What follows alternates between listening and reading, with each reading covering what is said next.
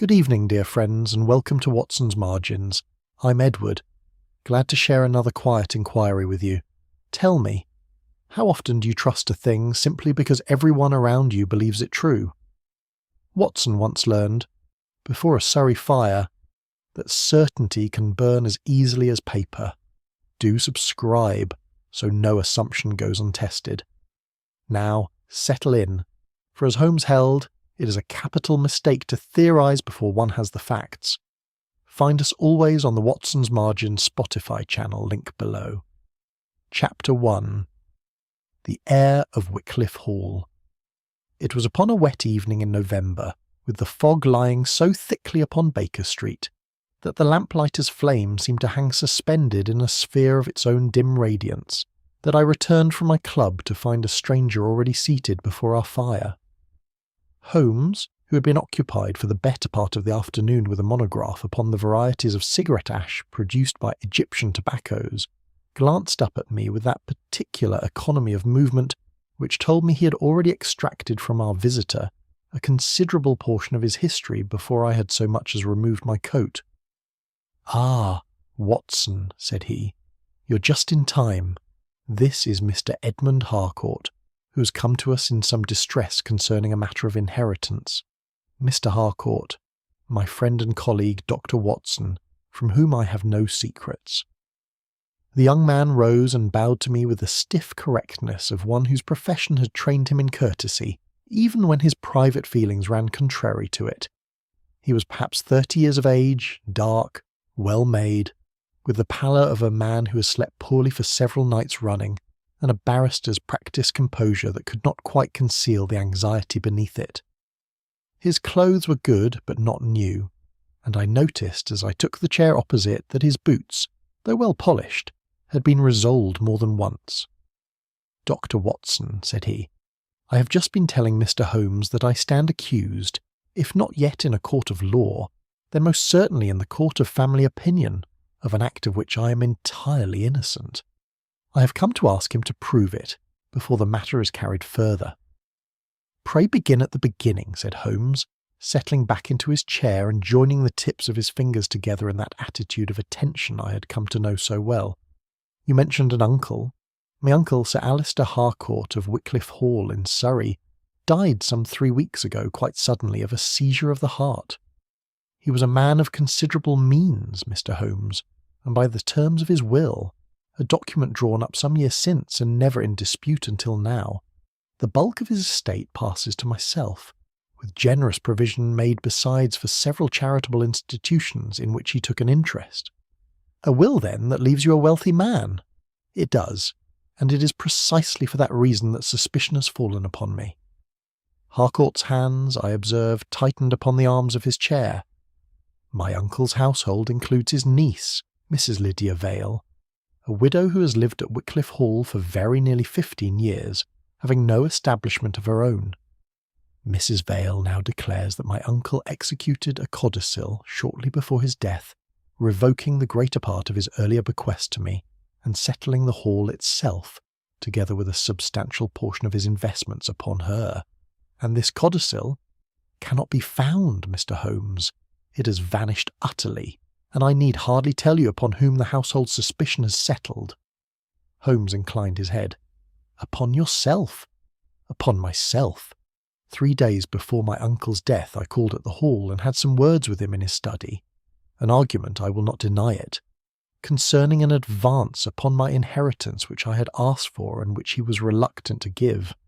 A housemaid states that she saw me leave that room carrying several folded papers beneath my coat, and when the grate was raked out some days later, fragments of heavy legal parchment were found among the ash. You admit the interview and the argument?" "Freely. But I took nothing from that room save 2 letters of my own, of a private nature, which I had asked my uncle to return to me. I burned nothing. Yet Inspector Lestrade, who has charge of the inquiry, considers the case very nearly settled. I discovered the existence of the codicil, so the theory runs, understood that it would beggar my inheritance and destroyed it upon the instant." "A theory with the great merit of simplicity," Holmes murmured, "which is so often mistaken for the great merit of truth. Tell me, Mr. Harcourt, this Mrs. Vale, what manner of woman is she? Dignified, composed, entirely convinced of her own case. She said to me, when last we spoke, a thing I have not been able to forget. Everyone in the house knew exactly what Sir Alister intended. At this, Holmes's eyes, which had been half closed, opened fully, and he sat forward with the sudden quiet alertness of a hound that has caught a scent upon air that seemed, a moment since, to carry nothing at all. Everyone knew what he intended, he repeated softly as though tasting the words. That is a curious sentence, Watson, is it not? Consider it well. To know a man's intention is one thing. To know that he reduced that intention to a signed and witnessed instrument is quite another. A great many things are intended in this world and never done. You think the codicil may never have existed at all? I think nothing yet. I have not a single fact to build upon, only a sentence, and a sentence is a poor foundation for a house, however suggestive its phrasing. But I confess it interests me more than the ash in the grate, or the papers under Mr. Harcourt's coat, or anything else in this narrative so far. Mr. Harcourt, I will take your case. We shall go down to Wycliffe Hall tomorrow and see this household of yours with our own eyes. Watson, you will come with us? Nothing could keep me away, said I. Our visitor rose, and for the first time that evening something loosened in his shoulders that might almost have been called relief. I cannot tell you what this means to me, Mr. Holmes.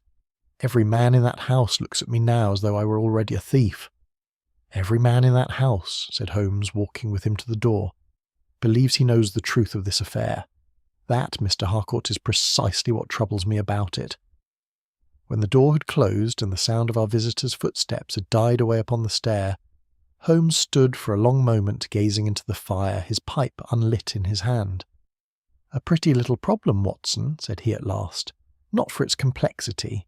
Lestrade's theory is complexity itself, all motive and opportunity and burnt paper, but for its curious simplicity, which I distrust more with every year that passes. When every fact in a case points with such perfect unanimity toward a single conclusion, I have generally found that some hand other than nature's own has arranged them so. You suspect the household is combined against him? I suspect nothing so definite. I merely observe that certainty is a luxury the innocent are rarely permitted, and one the guilty most frequently manufacture for themselves. Ring for Mrs. Hudson, there's a good fellow. We have a train to catch in the morning, and I find I have very little appetite for anything but thought tonight. I did as he asked, though I confess that as I lay awake somewhat later, listening to the fog-muffled traffic below our windows, I could not for the life of me see what single sentence spoken by a grieving woman could possibly unravel a case that seemed, on every material fact, so firmly and so wretchedly closed against young Edmund Harcourt. Chapter 2. The Man Everyone Suspected. Wycliffe Hall stood some 2 miles from the little station at Alderworth, and we covered the distance in a hired trap through a countryside still dripping from the night's rain, the hedgerows black and glistening, the fields beyond them the colour of wet slate.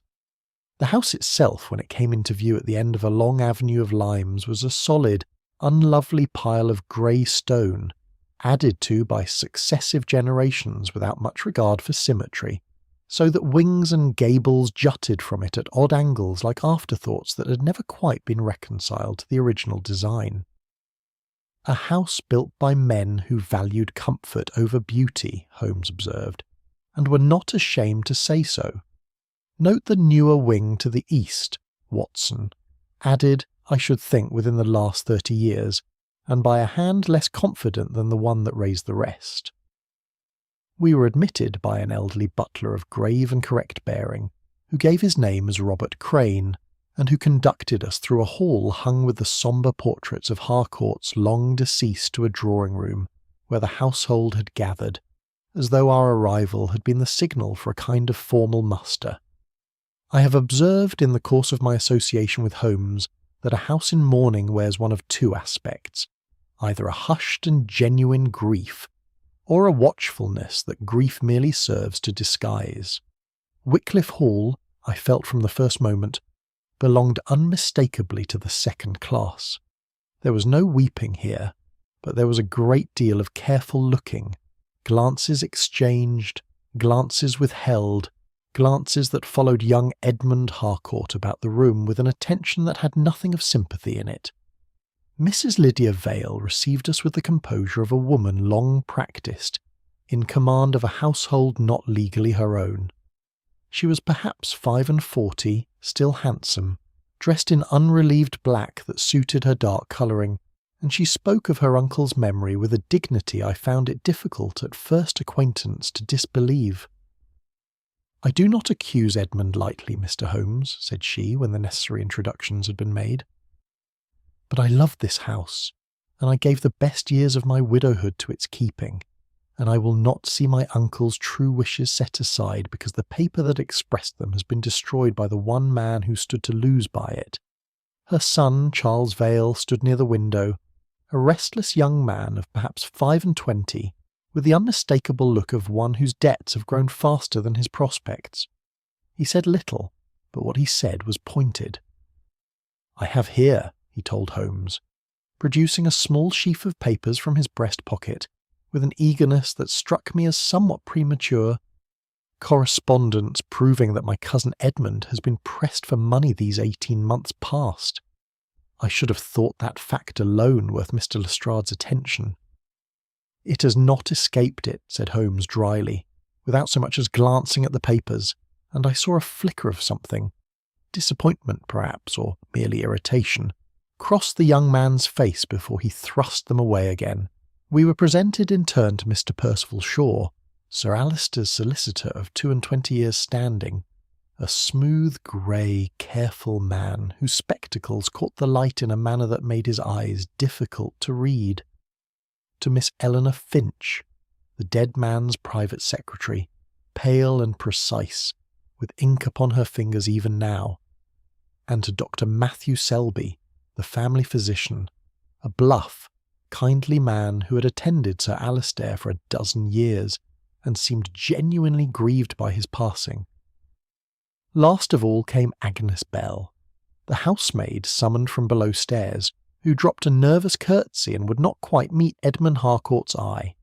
Each, in turn, and with very little prompting, confirmed some portion of the case against him. Shaw acknowledged that Sir Alister had spoken to him, not a fortnight before his death, of a wish to alter his will in Mrs. Vale's favour. Eleanor Finch remembered typing a memorandum, she could not now recall its exact wording, concerning new testamentary arrangements. Crane, the butler, recalled his master asking on the very afternoon of the alleged destruction whether Mr. Edmund had yet arrived at the house, and Agnes Bell, twisting her apron between reddened fingers, repeated for the 3rd time that morning that she had seen Mr. Edmund leave the study with papers folded beneath his coat. Inspector Lestrade, who met us in the hall with the satisfaction of a man whose case requires no further labour, rubbed his hands together and drew Holmes aside. "You've come rather late in the day, Mr. Holmes, if you'll forgive my saying so. Motive, opportunity, and the burnt evidence of the act itself. I don't know what more a jury could ask for." "A jury asks for very little as a rule," said Holmes. "It is I who ask for more. Show me this fireplace of yours, Lestrade, and the cabinet from which the paper is said to have come." The study was a square, sombre room at the rear of the house, lined with legal calf-bound volumes and dominated by a heavy mahogany desk. Holmes went first to the document cabinet that stood against the far wall, a fine piece, iron-bound, with a stout lock that showed, upon the closest examination through his lens, not the smallest scratch nor mark of forcing. "Undamaged," he murmured. "Whoever opened this cabinet did so with a key, not a jemmy." He turned next to the fireplace, kneeling upon the hearthrug with that utter disregard for his own dignity which I had long since ceased to find remarkable, and drew from among the cold ashes several blackened fragments of what had plainly once been a heavy, official sort of parchment. These he laid upon a sheet of white paper, with the delicate precision of a man handling something infinitely more fragile than burnt refuse. "And this," said he, rising, and taking up from beside the writing-desk a small object I had not at first observed, half of a broken red sealing wafer, its twin nowhere in evidence. Lestrade watched him with the tolerant amusement of a man who has seen this performance before and expects nothing new to come of it. "You'll find it all adds up the same way whichever end you begin from, Mr. Holmes." "It generally does," Holmes agreed, "when someone has taken the trouble to make it add up." He straightened, brushing the ash from his knees, and looked slowly about the room, at the cabinet, the hearth, the desk, the broken wafer, with an expression I had learned to associate not with satisfaction, but with the first faint stirrings of suspicion turned towards something other than the obvious. "A remarkable case, Watson," said he quietly, as we made our way from the room. "Every piece of evidence arrives already accompanied by its explanation. I have rarely seen a house so thoroughly persuaded of its own conclusions before the facts had properly been asked their opinion." Chapter 3. The Ashes in the Grate. We took luncheon that day in the small breakfast room set aside for our use, and it was there, over a cold joint and a bottle of indifferent claret, that Holmes at last gave his full attention to the fragments he had carried away from the study fireplace. Wrapped with great care in a clean pocket handkerchief, he spread them upon the white cloth with the delicacy of a man arranging relics, and for the better part of half an hour said nothing at all, but bent above them with his lens, turning each blackened scrap this way and that beneath the light from the window. "Several words survive, Watson," said he at length, "though the fire's done its work thoroughly enough upon the rest. Here, hereby revoke, and here, though the letters are faint, estate known as Wycliffe, and upon this larger piece, unto Lydia." "Surely that settles the matter," I said. "It is plainly a fragment of the very codicil in question." "It is plainly a fragment of some legal instrument concerning this estate and this lady," Holmes corrected me. "Whether it is the codicil is quite another question, and one I do not think we are yet entitled to answer." He held one fragment up to the light, frowning. "Observe, Watson, how unevenly these pieces are charred. Here the parchment is burnt through to a fine grey ash. Here, not 4 inches distant upon what must have been the same sheet, the paper is merely scorched and the ink still legible. Now a single sheet, laid flat upon a fire, burns with tolerable evenness throughout, the flame consuming it as it finds it. But a sheet that has been folded several times, as a man might fold a document to carry it in an inner pocket, burns unevenly, the creases resisting the flame longest, precisely as we see here. Then the document was folded before it was burned. Folded, and folded some while before, for the creases are old and soft, not sharp and new. A man does not fold a paper for the purpose of destroying it upon the instant. He folds it to carry it, to conceal it, to preserve it against creasing in a pocket-book, and only afterward, and perhaps for quite a different reason, does he come to burn it." He set down the fragment and took up instead the broken sealing wafer from beside it, the twin half of which, he reminded me, had never been found. A codicil of this importance would certainly have been sealed, would it not, as well as signed and witnessed? Yet examine these fragments closely, Watson, every one of them, and tell me what you observe upon their surface. I did as he bade me, though I confess I could see little beyond blackened paper and the ghost of a few surviving words. "I see nothing remarkable." "Precisely.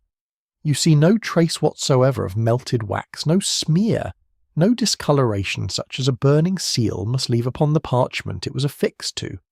If this wafer sealed the document now lying in fragments before us, some portion of it ought to have fused to the paper in the heat of the fire, or at the very least left its mark upon the ash.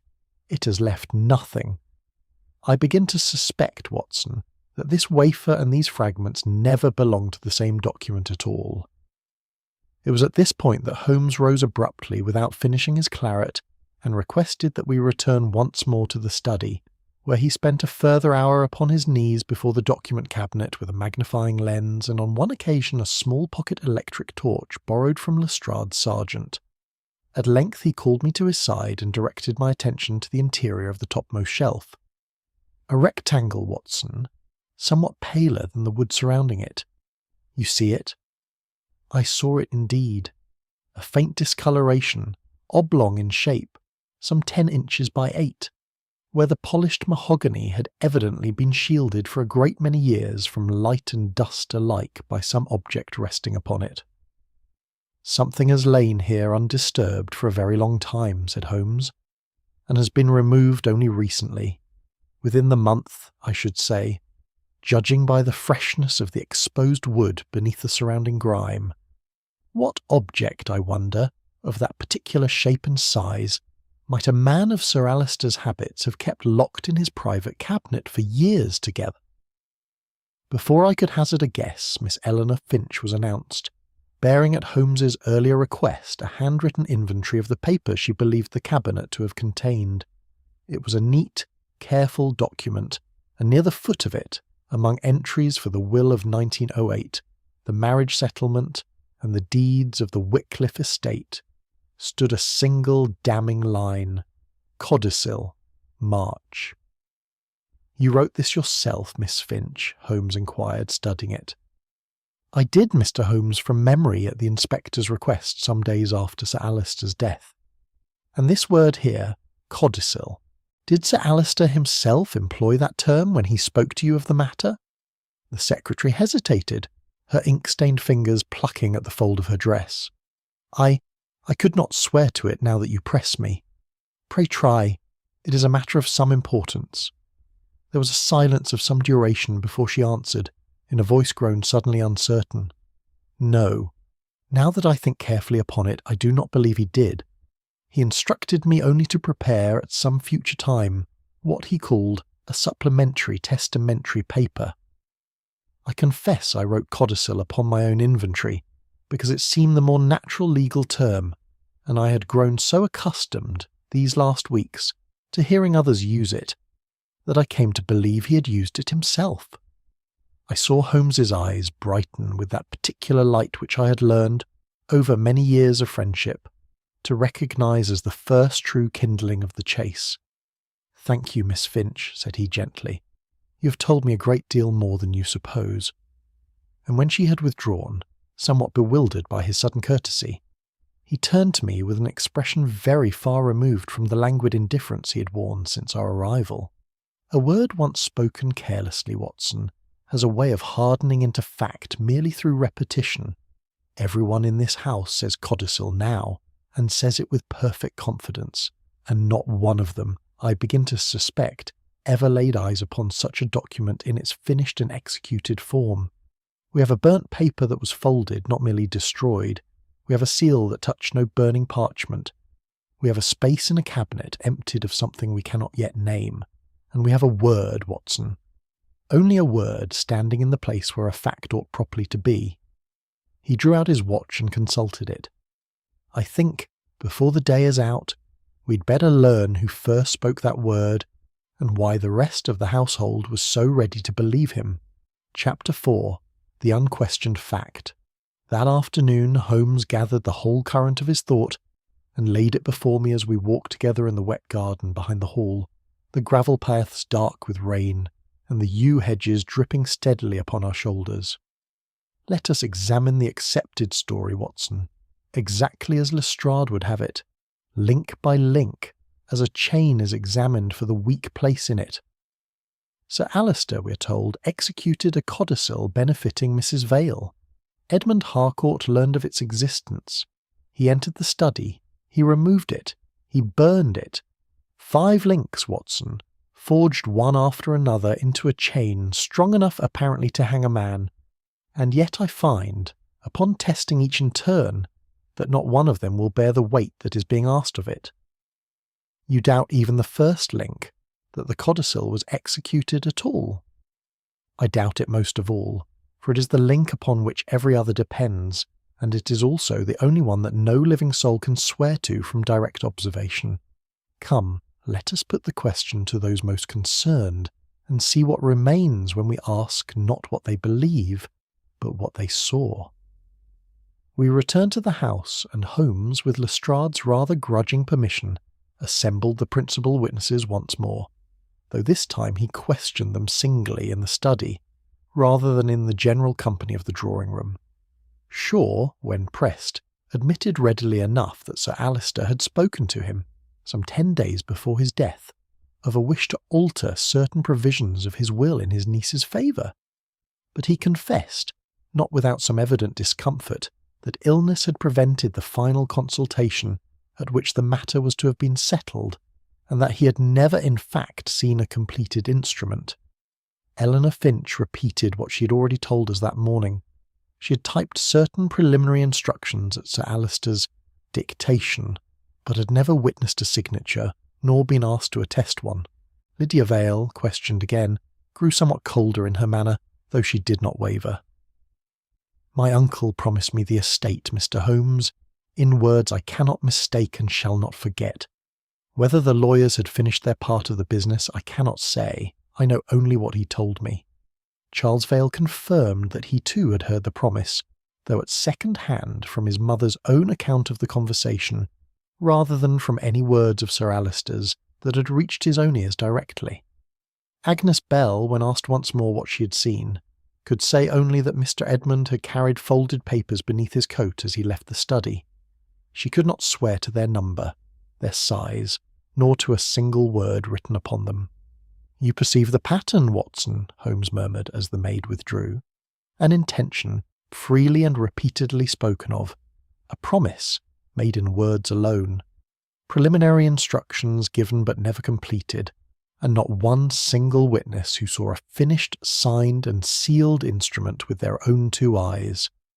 The burnt fragments in the fireplace are, as matters presently stand, the only physical evidence that any such document ever existed, and even those, as we established this morning, may belong to some other paper altogether. Our reflections upon this point were interrupted, however, by a development that Lestrade greeted with undisguised triumph. A search of Edmund Harcourt's travelling case, conducted by the inspector's own sergeant, with the young man's rather weary consent, had produced a small brass key, which Shaw, summoned to examine it, identified without hesitation as belonging to the lock of Sir Alister's document cabinet. "There, Mr. Holmes," said Lestrade, holding it up between finger and thumb with the satisfaction of a conjurer producing his final card. "Motive, opportunity, and now the very key to the cabinet itself, found among the gentleman's own belongings. I think we may safely call the case complete." Edmund, when questioned, did not deny the key was his to carry, though his explanation came haltingly, as a man's account will when he knows how ill it serves him. "My uncle gave it to me himself, Mr. Holmes, some months since, when he asked me to fetch certain deeds from the cabinet on a matter of family business quite unconnected with any will. I forgot, I give you my word, that I still carried it. It has lain at the bottom of that case, beneath my linen, since the spring." I confess that as I listened to this halting explanation, delivered by a man plainly conscious of how thin it must sound in Lestrade's ears, my own confidence in his innocence, which I had carried down from Baker Street almost as an article of faith, wavered for the first time. Holmes, however, showed no such disturbance. He turned the small brass key over thoughtfully in his fingers, holding it up so that the light fell along its worn and simple wards. "A cabinet of this description," said he at last, addressing Shaw rather than Edmund, "would ordinarily be furnished with two keys, would it not? One for the owner's own use, and a second, perhaps, cut for convenience, and lent out upon occasion as this one plainly was." "That is usual, certainly," Shaw agreed. "Then where, Mr. Shaw, is the key that Sir Alister himself carried, the one he must have used daily, and which surely never left his own possession?" A silence fell upon the room. Shaw removed his spectacles and polished them with unnecessary care. Crane, the butler, summoned to answer, could only say that his master had habitually carried a small ring of keys upon his person, and that this ring, together with its several keys, had never been found among his effects after his death. No one had previously thought its absence important, Holmes observed quietly when the servant had gone. "A key is a small thing, Watson, easily overlooked amid the greater business of a man's death, unless, of course, one has begun to wonder who last held it, and to what use it was put before it vanished." Lestrade, plainly nettled by this fresh complication in what he had regarded as a finished case, folded his arms and regarded my friend with something between exasperation and grudging respect. "You are determined to find a mystery in this affair, Mr. Holmes, however plain the facts appear." "I am determined only to find the truth, Lestrade," said Holmes, "and I have observed, in a fairly long experience, that the plainer the facts appear, the more carefully they generally repay examination. Come, Watson, I think we have asked all the questions this room has to offer us today. Tomorrow I believe we shall do rather better to ask them of the servants below stairs, who see a great deal more of a house than its family ever suspects, and remember it, as a rule, a good deal more honestly." Chapter 5. What the Witness Expected to See. We rose early the following morning, and Holmes, contrary to his usual habit of late breakfasting when engaged upon a problem, was already dressed and pacing the breakfast room when I came down. "I have been thinking a great deal about the nature of testimony, Watson," said he, without preamble, as I took my seat. "It is a curious thing, and one the law places a great deal more confidence in than I have ever been able to share. A witness does not, as a rule, report what he has seen. He reports what he believes he has seen, and the two are very far from being the same article, though they wear an identical face in the witness box." "You mean to say our witnesses have been lying to us?" "I mean nothing so simple, and nothing, I think, so unjust. I do not believe a single soul in this house has told us a deliberate falsehood. I believe, rather, that they have told us the truth as they have come, quite honestly, to understand it, which is a far more dangerous thing, Watson, for a lie can be caught out, while an honest error, repeated often enough, hardens into something indistinguishable from fact. Today I mean to ask each of them, not what they believe, but precisely and only what fell beneath their own eyes." We began with Agnes Bell, whom we found in the small sewing room she used for her mending, and who rose in evident alarm at our appearance, as though she had long expected this reckoning, and dreaded it no less for its delay. "You have told us, Agnes," Holmes began gently, seating himself upon the low stool opposite her chair, "that you saw Mr. Edmund leave the study carrying the papers he burned. I should like you to tell me again, if you will, but this time leave out everything you have concluded, and tell me only what your own eyes showed you." The girl twisted her apron between her fingers. "I saw him come out of the study, sir, with some papers folded under his coat, held close, as a man might hold something he didn't wish seen." "Folded papers? You're certain of the folding?" "Yes, sir, I could see the edges of them plain enough. And their number, their size? Was there writing upon them that you could make out? A seal? A ribbon? Anything that marked them as a legal instrument rather than, let us say, a bundle of ordinary letters?" She hesitated, and I saw the colour rise a little in her cheeks. "No, sir. I couldn't say what they were, not rightly, only that they were papers, and folded, and that he seemed anxious that no one should remark them." "Then you did not, in point of fact, see him carrying the codicil. You saw him carrying papers, and you have supplied the rest yourself." "I suppose I have, sir, now you put it so," she admitted very low. "Tell me, Agnes, had anyone spoken to you, before that afternoon, of a codicil at all?" At this the girl's distress increased visibly, and it was some moments before she answered. "Mrs. Vale spoke of it to the housekeeper, sir, that very morning within my hearing. She said Sir Alister's new codicil was being kept safe in the study, and that everything would soon be put right for her.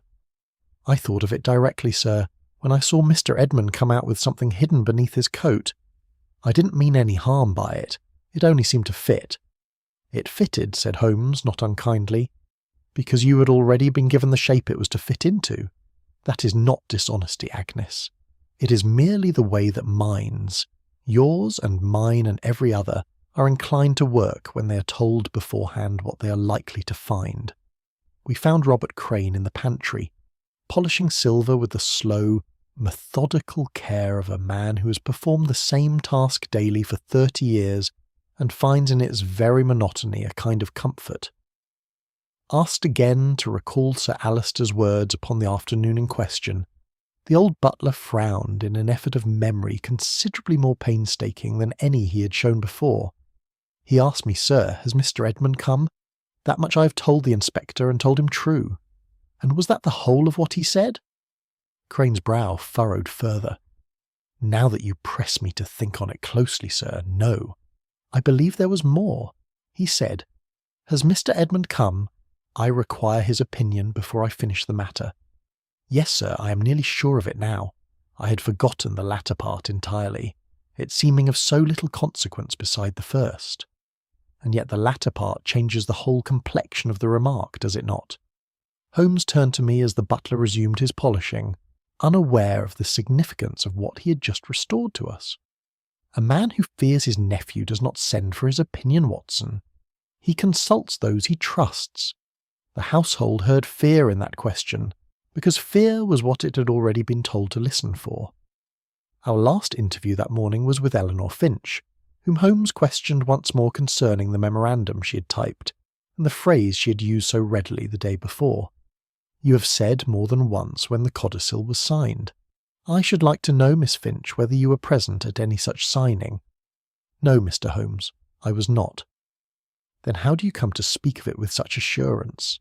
She considered the question for some while before answering, and when she did, her voice had lost a good deal of its earlier confidence. "I believe I had it from Mrs. Vale, sir, who spoke of the matter as settled, some days before Sir Alister's death.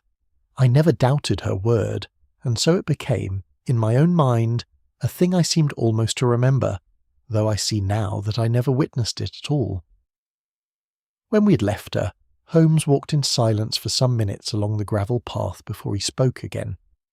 "You see the pattern now, Watson, as clearly as I do. Not one of these good people has lied to us.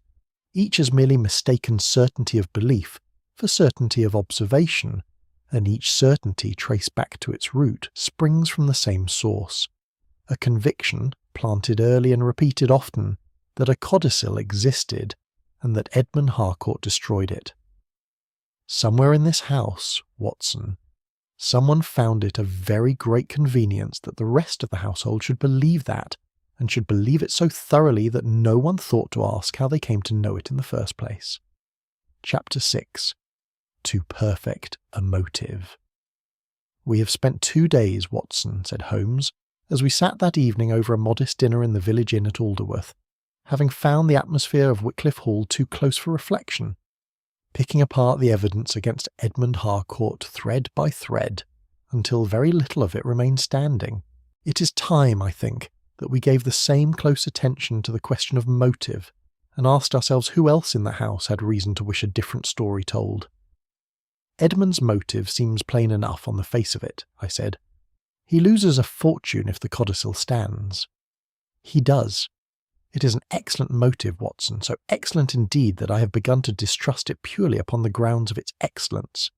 A motive that explains everything, and explains it so neatly that a jury need trouble itself no further, is very often the motive that has been placed before that jury by someone with an interest in its being believed. Consider now, who else stood to gain, had matters fallen out as the household supposes? Mrs. Vale and her son plainly. They inherit the estate if Edmund is proved to have destroyed the instrument that would otherwise have secured it to them, though I confess I do not quite follow the logic of that.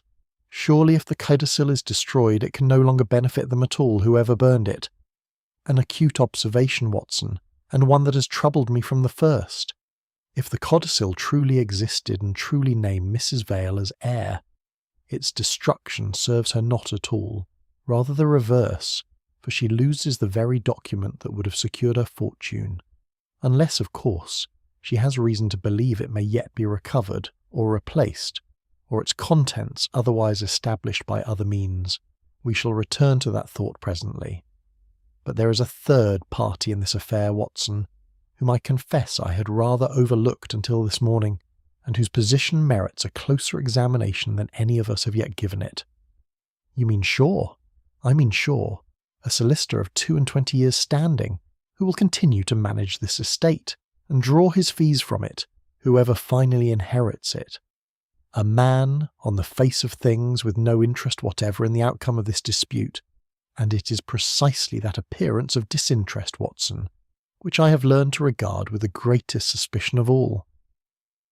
Accordingly, the following day found us in London once more, at Shaw's chambers in Bedford Row, where Holmes, upon the pretext of examining certain routine papers connected with the estate's administration, spent the better part of an afternoon among ledgers and deed boxes while the solicitor's clerk, a nervous young man plainly unused to such scrutiny, hovered at his elbow.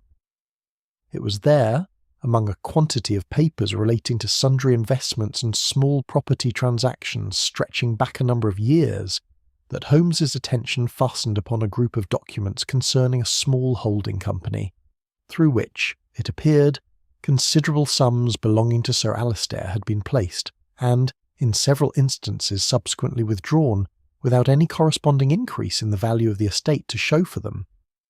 "A curious pattern of investment, Watson," Holmes murmured, poring over the figures with his lens.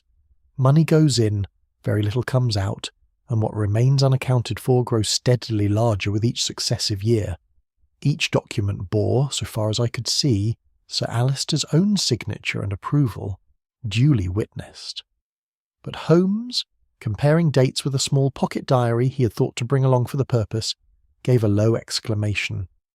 "Here, Watson, an authorization dated the 14th of April bearing Sir Alistair's signature, apparently given at this very office, and yet I have it upon Dr. Selby's own testimony that Sir Alistair was in Scotland throughout the whole of that month, recovering from an illness of the chest. How then does his signature come to appear upon a London document, executed, so the paper states, in his own hand and in this office, upon a day when he was 200 miles distant?" When pressed upon this point, Shaw grew visibly uncomfortable, removing and replacing his spectacles several times before he answered. "Papers were very often forwarded to Sir Alistair for his signature and returned to me by post, Mr. Holmes. It was a common arrangement between us, and I saw nothing irregular in it."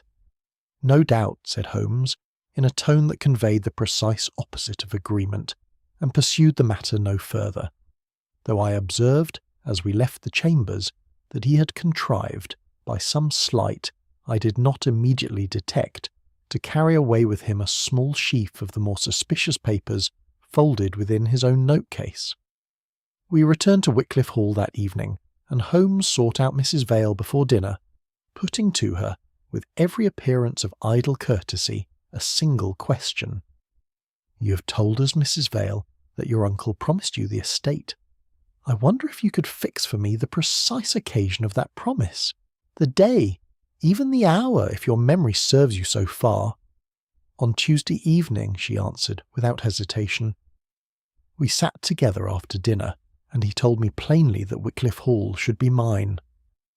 Holmes thanked her, and said no more upon the subject that evening.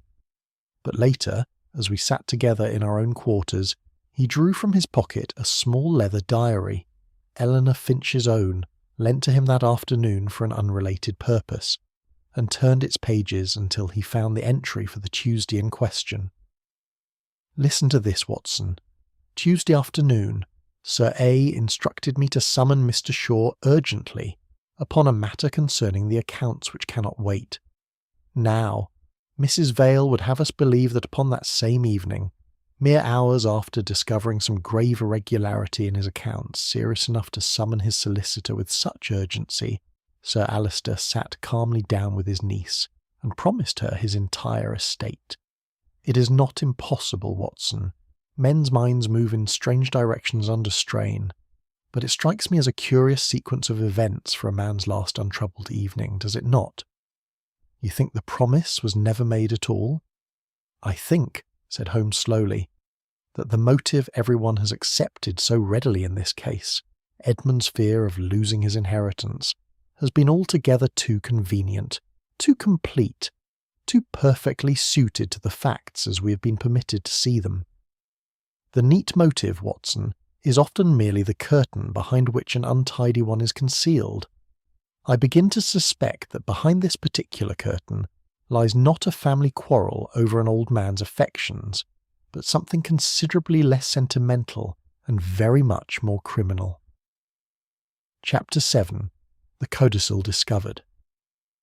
I had thought by the 4th day of our stay at Wycliffe Hall that I had grown accustomed to the shifting currents of suspicion that ran through that troubled house. I was not prepared, however, for the commotion that greeted us upon our return from a walk about the grounds that afternoon, nor for the sensation that Charles Vale's discovery was to produce among us all. We found him in the hall, flushed with an excitement he made no attempt to conceal, an envelope of stiff blue paper held before him, as a man might carry some trophy of the chase. "Mr. Holmes, I have found it. I have found the very thing you have all been searching for."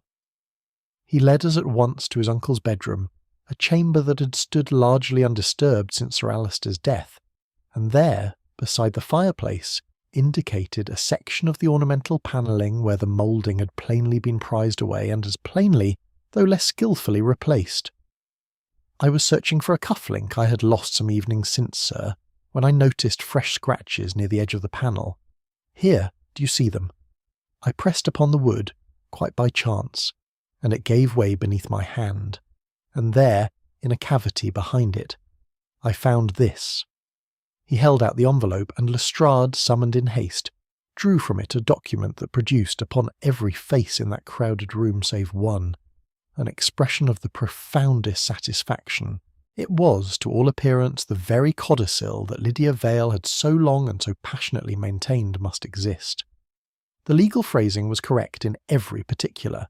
It granted Wycliffe Hall, together with a substantial portfolio of investments, to Mrs. Lydia Vale absolutely, and it bore in its opening clauses the unmistakable formal language of revocation that matched precisely the fragments already recovered from the study grate.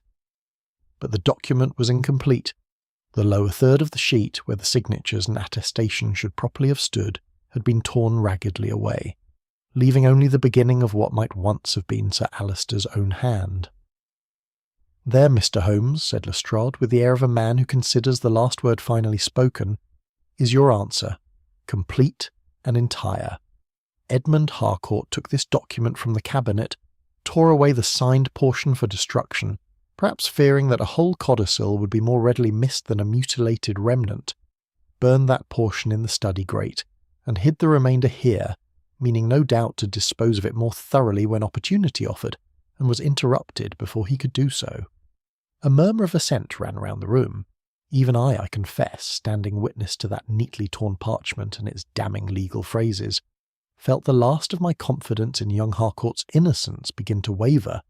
So persuasive did the whole discovery appear. Lestrade, moreover, produced from his pocket-book a small magnifying glass of his own, and directed our attention to a faint smudged impression upon the outer surface of the envelope. A fingerprint, gentlemen, and one I should be very much surprised did not match Mr. Edmund's own, could we but obtain a specimen for comparison. Holmes alone, among all the company gathered in that room, showed neither surprise nor satisfaction. He took the document from Lestrade's hand with every appearance of courtesy, and studied it in silence for some minutes, holding it now to the window, now beneath his lens, turning it over and over as though the paper itself might yet be persuaded to yield some further confidence. "The phrasing is correct," he said at last, half to himself. "The stationery matches Sir Alister's own, so far as I can judge. The same weight, the same watermark, that I observed upon his private notepaper in the study, and the typeface," he compared it briefly against a specimen letter which Miss Finch, summoned for the purpose, produced from her own files, "corresponds precisely with the machine in Miss Finch's office. The contents, too, agree in every particular with what Mrs. Vale has told us of her uncle's intentions." He looked up. "It is, in short, a most convincing document, Mr. Vale. I should like to know a little more of how you came to find it." Charles repeated, somewhat impatiently, the account he had already given. The missing cuff-link, the scratches near the moulding, the panel yielding unexpectedly beneath his hand.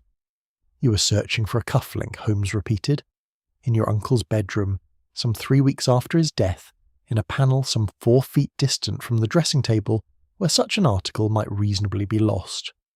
I had been in and out of this room a good deal since his death, Mr. Holmes, settling one matter and another. I cannot say precisely how I came to be standing in that particular corner." Holmes said nothing further upon the point, but knelt instead upon the polished boards before the opened panel, running his fingers lightly along the join where wood met wall, and then across the floor itself immediately beneath it. When he rose, he drew me a little aside from the others, though not, I think, entirely out of Lestrade's hearing. "Look at the floor there, Watson, and tell me what strikes you." I looked and saw only a stretch of well-polished boards, faintly filmed with the ordinary dust of a room not swept so often as it once had been, save immediately before the panel itself, where the dust lay thin and disturbed, as though feet had stood there and recently shifting their weight from time to time upon that single spot. "The rest of the floor has not been disturbed in weeks," Holmes murmured. "But here, before this particular panel, someone has stood, more than once, and recently. A hiding place that has lain forgotten and undisturbed since before Sir Alister's death does not show such fresh signs of visitation. Someone, Watson, has used this cavity a good deal more recently than 3 weeks past." He said nothing of this to Lestrade, nor to Charles Vale, nor to any other member of that assembled household. When the inspector, well satisfied with the day's work, declared his intention of returning to London that evening to lay the new evidence before his superiors, and predicted with some confidence that a warrant for Edmund Harcourt's arrest would follow within the week, Holmes offered no word of contradiction. "You do not mean to let him believe it settled?" I asked when we were alone once more. "I mean to let him believe precisely what the evidence, taken at its own valuation, invites him to believe," said Holmes gravely. "It is not yet time to correct him, Watson, for I have not yet proved what I suspect, only glimpsed the shape of it. But I will tell you this much. A document that satisfies every test save the plainest one, that it should have been where it was found for the reason it is claimed to have been found there, is a document I trust rather less, the more perfectly it seems to answer every question put to it. Chapter 8. The evidence becomes certain. The following morning brought a fresh development that seemed, upon its face, to settle beyond all argument the question Holmes had been at such pains to keep open. Shaw arrived at the hall shortly after breakfast, bearing his private appointment ledger, and requested an audience with Lestrade, at which Holmes and I, by good fortune, were also present.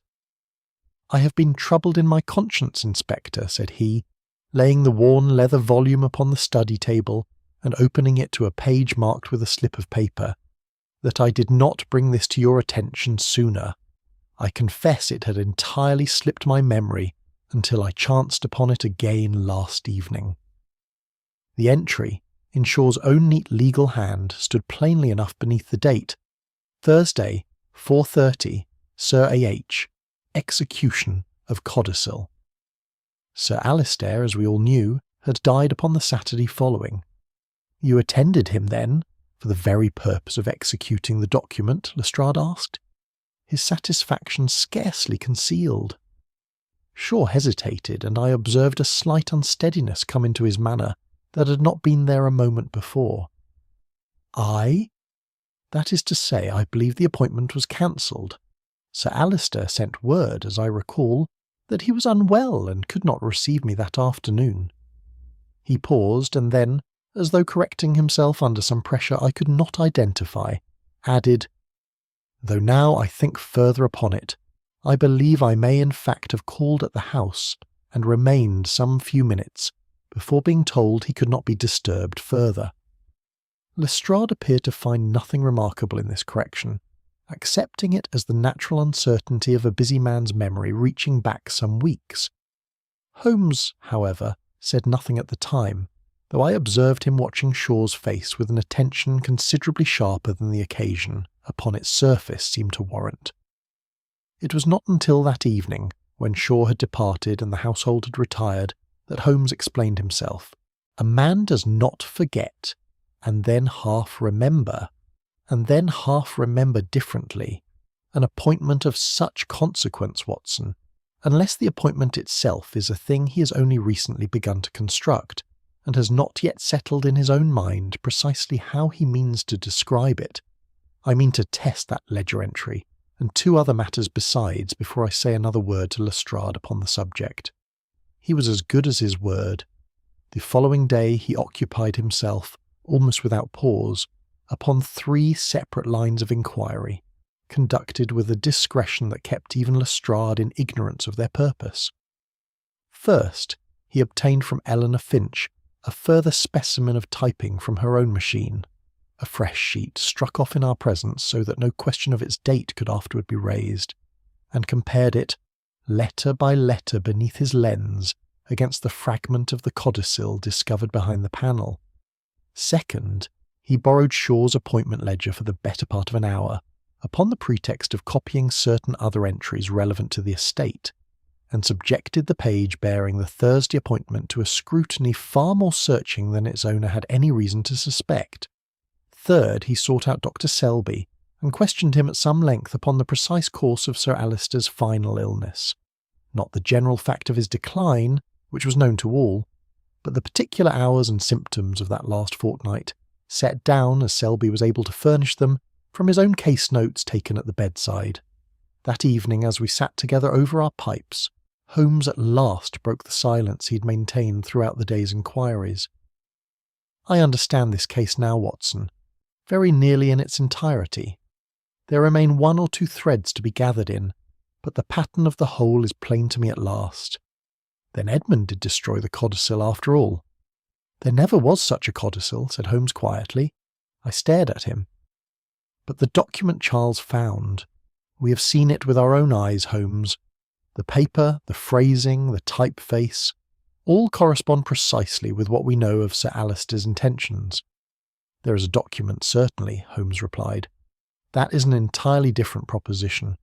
A thing may exist, Watson, and be false in every particular save its material substance. I have this day found reason to believe that the paper behind the panel was never signed by Sir Alister at all, that the appointment in Shaw's ledger was never kept, and that the whole elaborate structure of proof we have been shown, the burnt fragments, the empty cabinet, the missing key, the hidden codicil, the ledger entry, has been raised up around an event that never actually took place. Then who— Patience, Watson. I have the threads in my hand, but I have not yet drawn them together into a pattern I'm willing to lay before Lestrade, still less before a court of law. There is one further test I mean to make tomorrow, concerning the typewritten character of that document, which I believe will settle the matter beyond any possibility of doubt.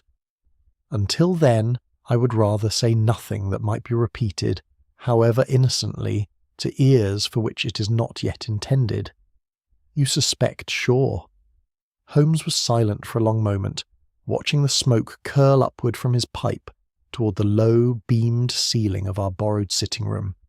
"I suspect a man, Watson, who stood to lose a great deal more by the truth coming out than young Edmund Harcourt ever stood to lose by a will he had already been generously provided for under. I suspect a man whose ledger entries do not agree with themselves from one telling to the next, and whose signature I have now compared against a dozen documents purporting to bear Sir Alister's own hand upon days when Sir Alister, by his own physician's sworn testimony, could not have held a pen at all. But suspicion, however strong, is not proof, and I have been wrong before in matters of lesser consequence than a man's liberty. Tomorrow, Watson, tomorrow I think we shall have our proof, and then, I promise you, there will be no more need for patience, on your part or on mine. Chapter 9. The Document That Never Existed. Holmes requested the following afternoon that the entire household be gathered once more in Sir Alister's study. The very room, he observed, in which the whole misfortune was supposed to have had its beginning, and the fittest place, therefore, in which to see it brought to its end. Lestrade, summoned by telegram from London, arrived in time to take his place beside the mantel, wearing the expression of a man prepared to be indulgent toward a theory he privately considered superfluous. Lydia Vale and her son sat together near the window. Shaw stood a little apart, his hands folded before him with the composure of a man accustomed to addressing rooms rather than being addressed in them. Eleanor Finch and Robert Crane occupied chairs near the door, and Edmund Harcourt, pale but composed, took the seat Holmes indicated for him without a word. "I will not detain you longer than is necessary," Holmes began when all were settled, "but I think it right that you should hear together the conclusions I have reached, since you have all, in one degree or another, contributed to the case as it has stood against Mr. Harcourt these 3 weeks past. I wish to begin not with the question of who is guilty, but with a single assumption that every one of us in this room has, until now, accepted entirely without proof. He paused and looked slowly about the circle of faces before him. We have all believed, from the very first day of this inquiry, that Sir Alister Harcourt executed a valid codicil in favour of Mrs. Vale, and yet in 3 weeks of investigation I have not found one soul among you who actually witnessed him sign such a document. Mr. Shaw discussed the possibility with him. Miss Finch typed certain preliminary instructions at his dictation for what he himself called a supplementary testamentary paper, not a codicil, a distinction Miss Finch herself has confirmed to me. Mrs. Vale received a promise, spoken, not written. Mr. Vale heard of that promise from his mother. Every strand of evidence examined closely proves the existence of an intention. Not one proves the existence of an instrument.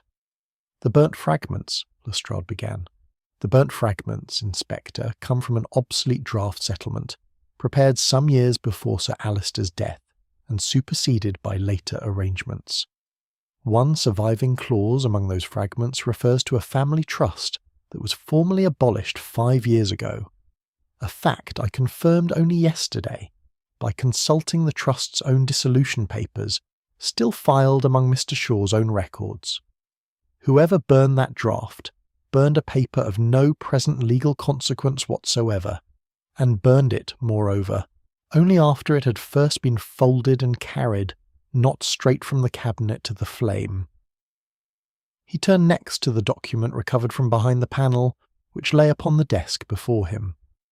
This paper presented, I confess, a rather greater difficulty, for it answered every test I could at first devise. The stationery is genuine, taken, I believe, from a supply of unused sheets kept in this very cabinet, to which more than one person in this house had access. The wording corresponds closely with Mrs. Vale's account of her uncle's intentions, because its author had access to Miss Finch's preliminary draft, and adapted it with some care, and the typeface matches Miss Finch's own machine precisely. So precisely, indeed, that I very nearly allowed the correspondence to satisfy me. "Nearly, Mr. Holmes," said Shaw, with the faintest edge of challenge in his voice. "Nearly, Mr. Shaw, but not entirely.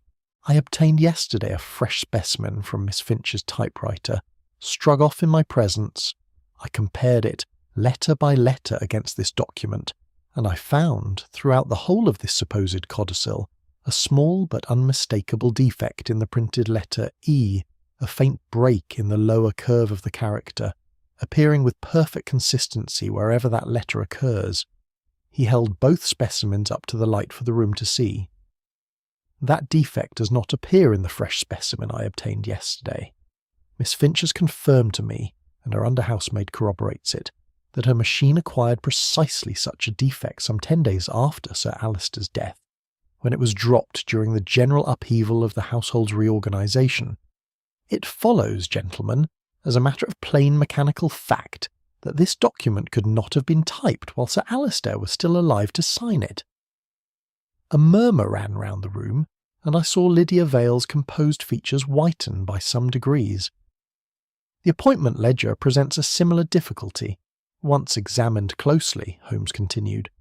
"The entry recording Sir Alister's supposed visit for the execution of the codicil is written in ink very slightly different in colour from the entries surrounding it, a difference scarcely visible to the eye, but unmistakable beneath a lens. And stranger still, the entry occupies a space I believe was originally given to some other appointment, chemically removed to make room for it. But it is Dr. Selby who furnishes the final and I think conclusive proof. Doctor, will you tell the room what your case notes record of that Thursday afternoon?"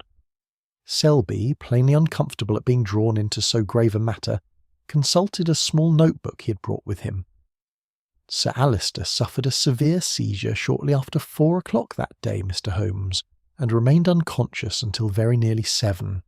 I was at his bedside myself for the greater part of that time.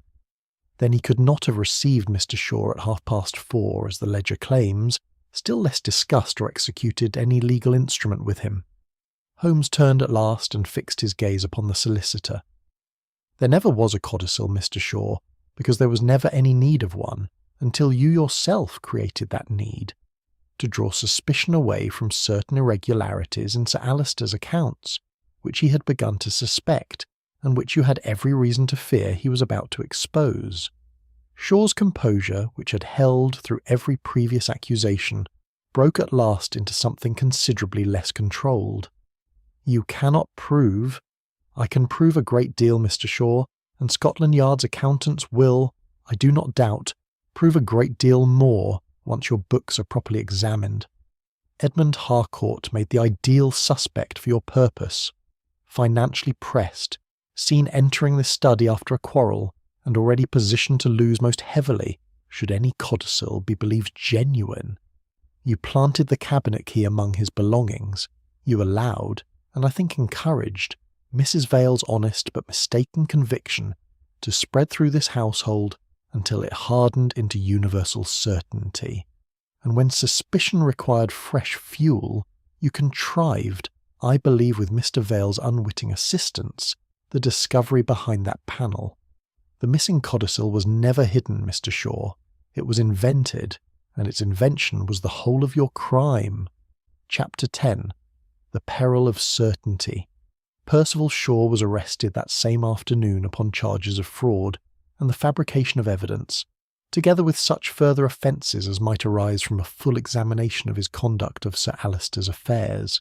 Lestrade, to his credit, set about that examination with an energy that went some way toward redeeming his earlier confidence in the case he had so nearly closed against an innocent man, and within a fortnight the accountant sent down from London had uncovered a pattern of embezzlement stretching back the better part of 8 years. Sums diverted through the small holding company Holmes had first examined in Bedford Row, disguised behind routine authorisations that Sir Alister, trusting his solicitor of 22 years, had signed without close scrutiny until illness and instinct together had finally roused his suspicion.